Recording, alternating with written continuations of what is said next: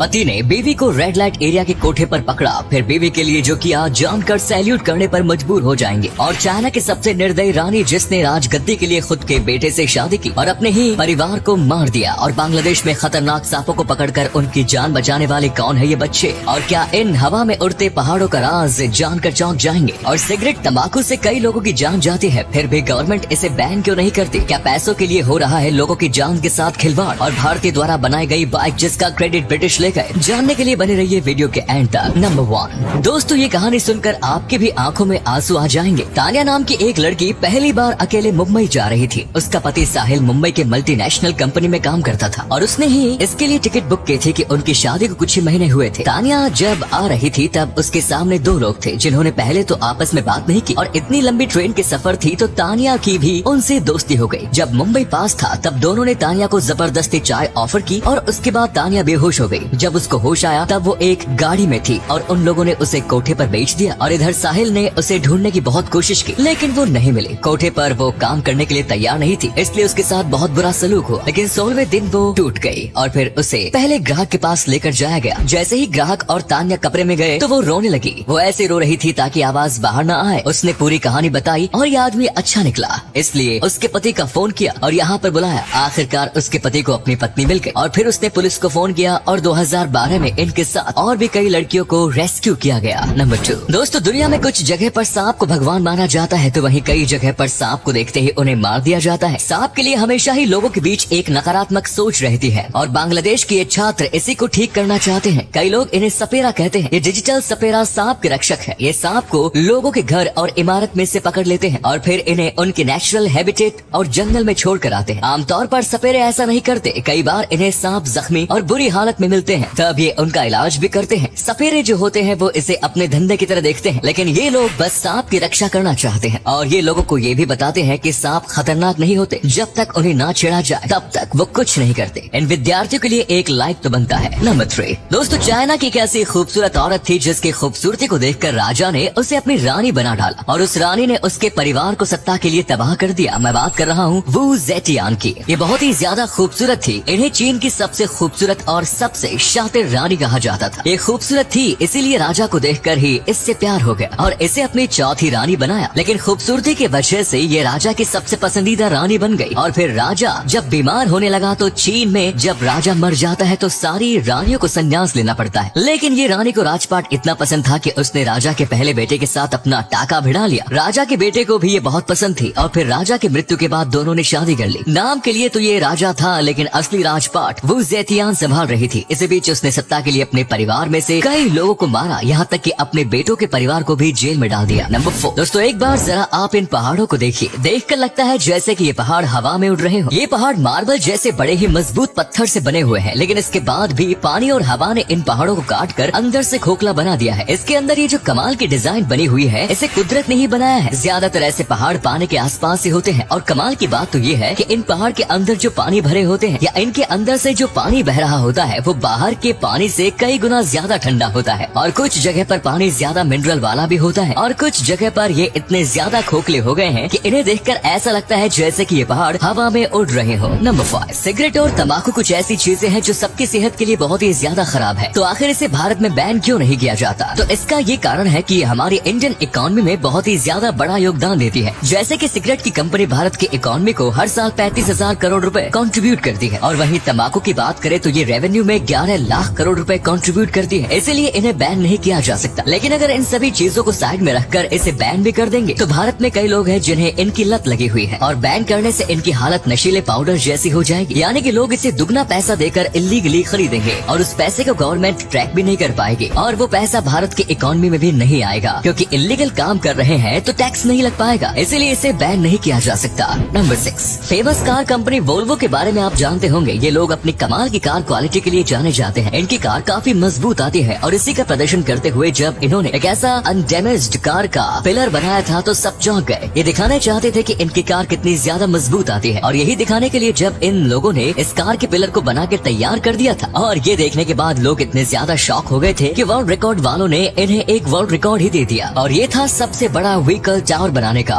Volvo company ने ये ग्राहक को अट्रैक्ट करने के लिए बनाया था, यानी कि ये एक पब्लिसिटी स्टंट था। लेकिन आज तक इनके इस रिकॉर्ड को कोई नहीं तोड़ पाया पाया और इसके बाद इनकी इतनी ज्यादा पब्लिसिटी हुई कि इन्होंने सोचा भी नहीं। नंबर 7, दूसरे विश्व युद्ध के दौरान जब इंडिया ब्रिटिशर्स का गुलाम था तब इंडियन इंजीनियर द्वारा एक बेहद कमाल की बाइक को बनाया गया था। इस बाइक का नाम उन्होंने इंडियन पपूज रखा। उन्हें भी पता था कि इतने कमाल की बाइक बस इंजन से बना सकते हैं। उस वक्त के हिसाब से काफी कमाल की टेक्नोलॉजी थी और इसका इस्तेमाल वर्ल्ड वॉर 2 के मैदान में भी किया गया। लेकिन उस समय भारत ब्रिटिशर्स का गुलाम था, इसीलिए बदकिस्मती से इस बाइक को बनाने का सारा श्रेय ब्रिटिश कंपनी को जाता है। ये काफी बुरा है लेकिन ये सच, और इसके लिए अब हम कुछ नहीं कर सकते। और अगले फैक्ट पर जाने से पहले इस फोटो को ध्यान से देखिए और बताइए कि आपको किसका फोटो दिखाई दे रहा है। इससे पता लगेगा आपका दिमाग और आपकी आंखें कितनी तेज है। मिलते हैं आपको 5 सेकंड।